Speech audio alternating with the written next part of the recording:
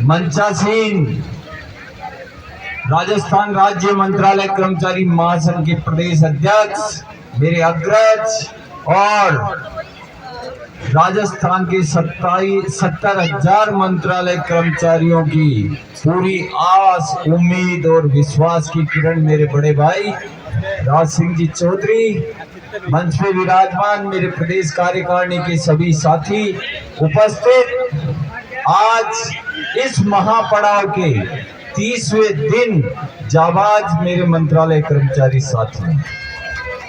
साथियों, पहले तो ये चित्तौड़ वाले ये बताओ कि राकेश मोड़ को आज क्या खिला के भेजा था आपने? ये चित्तौड़ वाले सुन रहे हैं क्या? क्या खिला के भेजा है आज? राकेश मोड़ के लिए ये कहते थे कि साहब ये बोलना नहीं जानता, बोलना नहीं जानता। बोला तो भाई ऐसा बोला, आपको मैं शब्दों में बयान नहीं कर सकता, ये इतना जोरदार बोला। और फिर आज जो है ना वो दाढ़ी वाड़ी तिलक भी ऐसे ही लगा के है जैसे कोई साउथ इंडियन फिल्म का। साथियों, जो भी वक्ता बोल रहा है ना, वो अपने दिल के अंदर लगी हुई आग को 30 दिन बाद बाहर निकाल रहा है।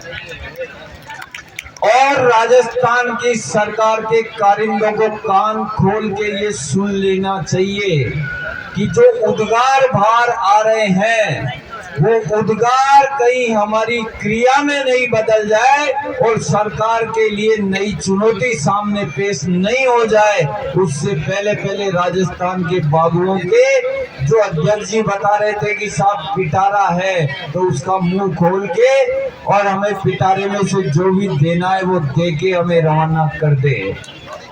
इसमें कोई दो राय नहीं है साथियों कि हम सभी जो यहाँ बैठे हुए हैं वो प्रत्येक साथी को ये पूरा विश्वास है कि हमारी ग्रेड पे अगर विलोपित करेगी तो राजस्थान की सरकार के मुखिया माननीय मुख्यमंत्री अशोक गहलोत ही करेंगे। इसमें कोई अतिशयोक्ति नहीं है। और राजस्थान का बाबू बिना ग्रेड पे विलोपित करवाए इस पांडाल को छोड़ के भी नहीं जाएगा। पक्का है क्या ये? ये पीछे वालों को तो ये लगता है कि ये ग्रेड पे सरकार दे देगी ना अगर, और ये मान लो ग्रेड पे मिल गई, ग्रेजुएशन हो गई, उच्च पद भी मिल गए, तो हमें पांडाल को खाली करने में 3 दिन लग जाएंगे। ईमानदारी की बात है। ये जितने भी पीछे जो बैठे हुए हैं उनको पता ही नहीं है कौन बोल रहा है, क्या बोल रहा है, कैसे बोल रहा है, कहाँ बोल रहा है, कहाँ उसके सुर है, कहाँ ताल है। उनको तो एक ही पता है, सुबह गणेश जी की आरती हो गई कि हाँ हो गई, कि लगाओ भाई लगाओ, फटाफट गद्दे लगाओ अपने। शाम को कौन सी हनुमान जी की आरती हो गई, ठीक है भाई, लो चलो खाना वाना खा जाओ, उठ के बहुत टाइम हो गया। लेकिन ये पड़ाव पूरी तरह सक्सेस इन्हीं के कारण है। इसलिए जो यहाँ उनके नहीं, आप मत बजाना, आप आराम से जो है अपने काम में लगे रहो, क्योंकि वो छूट छाट जाएंगे हाथ में से। साथियों, ये जो वक्ताओं द्वारा बोला जा रहा है वो 30 दिन तक लगातार सरकार के हर एजेंसी द्वारा ये सूचना सरकार को पहुंचाई जा रही है, हर घटनाक्रम को सरकार को पहुंचाया जा रहा है, और सरकार को इस आपके महापड़ाव की पल पल रिपोर्टिंग हो रही है। उसके पश्चात अगर 30 दिन बाद सरकार निर्णय लेने में देरी कर रही है, इसका मतलब ये है, इसका मतलब सीधा ये है कि सरकार में बैठे हुए कुछ कारिंदे जिनके दम पे माननीय मुख्यमंत्री महोदय ये समझते हैं कि मैं एक बार पुनः रिपीट हो जाऊंगा, वो अपनी कलाकारी कर रहे हैं। मैं इस मंच से उन कारिंदों को सीधा संदेश देना चाह रहा हूं कि और 2 दिन, 5 दिन, 7 दिन, 10 दिन जितनी कलाकारी करनी है कर ले। जिस दिन राजस्थान के मुख्यमंत्री ने ये सोच लिया कि ऐसा कैसे है कि इतने दिन से ये महापड़ाव चल रहा है और अभी तक खत्म नहीं हुआ, तो आपकी कारिंदगी खत्म हो जाएगी और बाबू की ग्रेड पे विलोपित के आदेश जारी हो जाएंगे। क्योंकि ज्यादा कलाकारी जो करने वाले व्यक्ति होते हैं उनकी ज्यादा कलाकारियां ज्यादा दिन चलती नहीं है।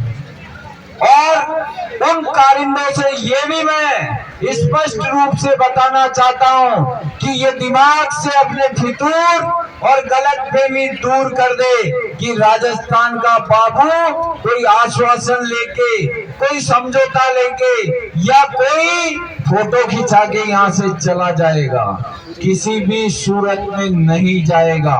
राजस्थान जाओगे क्या? पक्का नहीं जाओगे। देखो ऐसा है, 30 दिन हो गए और हो सकता है 2, 5, 10 दिन।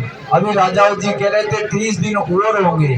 30 दिन और तो किसी सूरत में भी नहीं होंगे, लेकिन 2, 5, 10 दिन और अगर खिंच गए तो फिर क्या करोगे? यही बैठोगे? पक्का बैठोगे? पीएलए खत्म हो जाएगी, तनख्वाह नहीं दे रही है सरकार, पक्का लेके ही जाओगे। देखो भाई, ये जो जितने भी महिला साथी बैठी हैं इन्होंने तो डन कर दिया। अब आप बोल दो एक बार, ये ताश खेलने वाले भी हाथ छोड़ के बोल दो,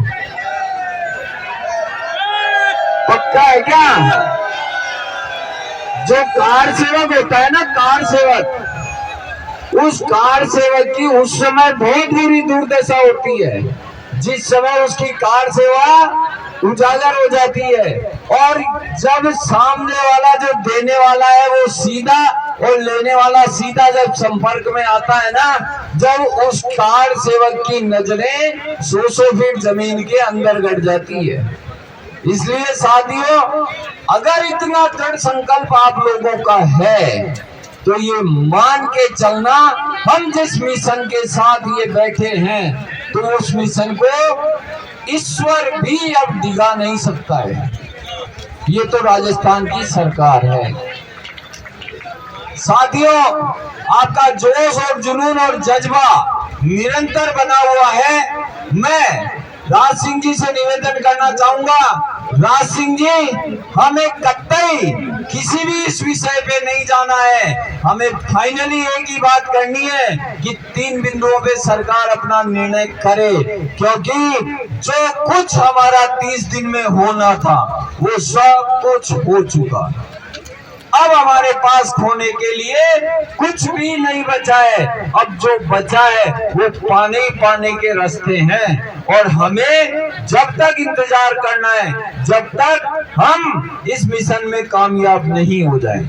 साथियों, ये लड़ाई जीवन की अंतिम लड़ाई है, इस संवर्ग की अंतिम लड़ाई है, इस बाबू वर्ग की अंतिम लड़ाई है। जिस टेबल पे आप बैठ रहे हो उस टेबल के मान सम्मान प्रतिष्ठा की अंतिम लड़ाई है। ये लड़ाई हमारे बच्चों के भविष्य की लड़ाई है। ये लड़ाई हमारे सब कुछ दांव पे लगी हुई लड़ाई है। उसका कारण है कि साथियों, इस लड़ाई को इस बार हमने फाइनल में नहीं जीता तो ये मानना 2023 के बाद राजस्थान का बाबू और राजस्थान का 4th क्लास एक कैडर में रन करेगा, एक कैडर में। सरकार के कार्मिक विभाग द्वारा इस तरह के प्रयास जारी हैं। अगर हमने इसको पूरी शिद्दत से नहीं लड़ा, हम केवल ये सोचने में रह गए कि उस साथी ने ज्वाइन कर लिया, इस साथी ने ज्वाइन कर लिया। अरे जिसने ज्वाइन कर लिया उसको उसकी ज्वाइनिंग मुबारक। जो क्रांतिवीर, मैं बार बार आप लोगों को कहता हूं कि भारत की आबादी 130 करोड़ के पार है, लेकिन बॉर्डर पे लड़ने वाले 5 से 6 लाख ही होते हैं। जिनके कारण हम सब लोग सुरक्षित बैठे हैं। अगर वो ये सोच ले एक क्षण मात्र के लिए भी कि 130 करोड़ है, हम भी 10 दिन जाके विश्राम कर आते हैं, तो सोचिए मंजर क्या होगा। साथियों, वही स्थिति सेम की सेम हमारे साथ है कि अगर हम इस लड़ाई में वंचित रह गए, हल्के से भी चूक गए, तो ये मानना हमारा आने वाला पूरा भविष्य खतरों से भरा हुआ है। और इस लड़ाई को जीत गए तो हमारी आने वाली नस्लें हमें याद करेंगी और ये कहेगी कि वो लोग थे जिन्होंने हमारे कैडर को कहां से कहां तक पहुंचा दिया। साथियों, ये लड़ाई हमारी बहुत अहम लड़ाई है। मुझे रात को एक साथी कह रहा था कि भाई साहब, आपको लगभग 25 दिन हो गए, एक बार आप मांग पत्र के विषय पे बोलना। मैं बार बार इसे मांग पत्र कहना पसंद नहीं करता। क्यों नहीं करता? क्योंकि राजस्थान का बाबू ग्रेड पे 3600 एलडीसी की तो मांग ही नहीं रहा। मांग तो हमारी वो है जिसे मांग कहा जाए, जिसका आधार स्टेट पेरिटी है। और राजस्थान का बाबू 1952 में पुलिस विभाग के एसआई के बराबर हुआ करता था। आप सोचिए कि उसका डिग्रेशन कहां तक हुआ है कि वो एसआई के बराबर होने वाला राजस्थान का बाबू एसआई से नीचे है, एएसआई और कांस्टेबल के बराबर आके टिक गया। और अगर अब हमने हमारे दम के साथ इस संघर्ष को अंतिम परिणाम तक नहीं लड़ा, तो हमारी दशा 4th क्लास के बराबर होगी।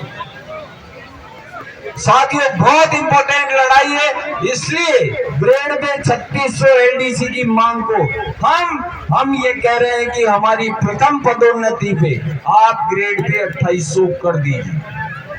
क्यों कर दीजिए? क्योंकि सचिवालय के बराबर मांगते हैं तो आप ही की सरकार में बैठे हुए आपके अधिकारी कहते हैं कि साहब सचिवालय वाले के बराबर मत मांगो। हमने कहा भाई ठीक है, सचिवालय वालों के बराबर हम नहीं मांग रहे। हाँ, हमारे स्टेट पेरिटी के आधार का जो मूल बिंदु है उसे हम छोड़ रहे हैं। तो जो बाहर सचिवालय के बराबर अधीनस्थ सेवा में हमारे जो साथी काम कर रहे हैं, जिनको आप जो परिलाभ दे रहे हो, वो परिलाभ हमें दे दो। पहला बिंदु हमारा यह है कि प्रथम पदोन्नति पे 2800 ग्रेड पे विलोपित करके और हमारी ग्रेड पे 3600 की जाए। क्यों की जाए? क्योंकि हमारे समकक्ष कैडर ग्राम सेवक, कृषि पर्यवेक्षक, बीच में पटवारी भी था, मात खा गया, इसको बीच में घुसा, वो भी अपनी और ऊंचे हाथ कर हमारी भी है। ये 3 कैडर देते। अब 2800 की मांग का सबसे बड़ा लॉजिक जो है हमारा ये है। दूसरा, योग्यता ग्रेजुएशन। क्यों योग्यता ग्रेजुएशन? कांस्टेबल की योग्यता